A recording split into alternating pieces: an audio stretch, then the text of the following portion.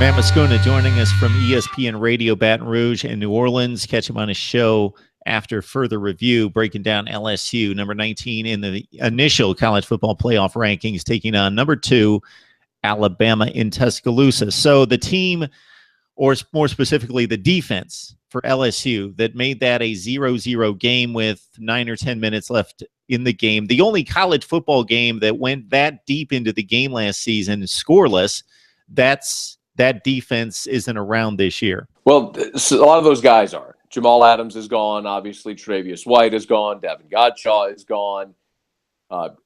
Kendall Beckwith, Duke Riley. I mean, dudes. I mean, guys that are starting as rookies in the NFL were leading that defense. This LSU defense obviously isn't as good as that one, just with the personnel. But it has the potential to be. You've still got Arden Key, who can affect anybody coming off the edge when he's right. Devin White has been a tackling machine this year, leading the SEC in tackles.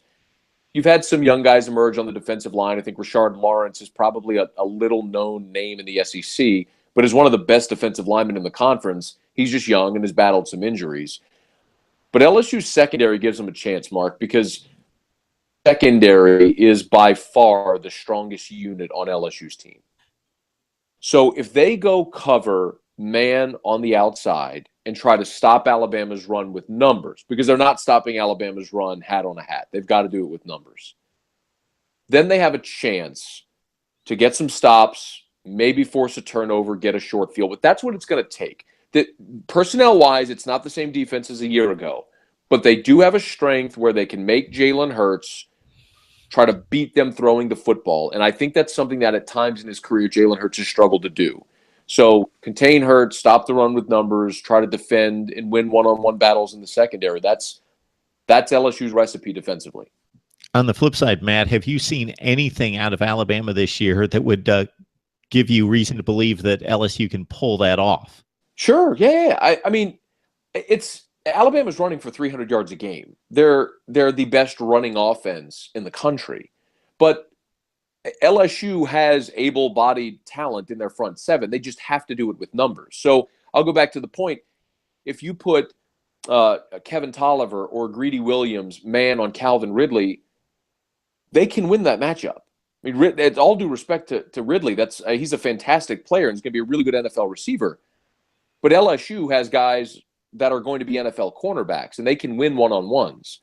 So, yeah, LSU can. The question, I think, is can they do it for 60 minutes?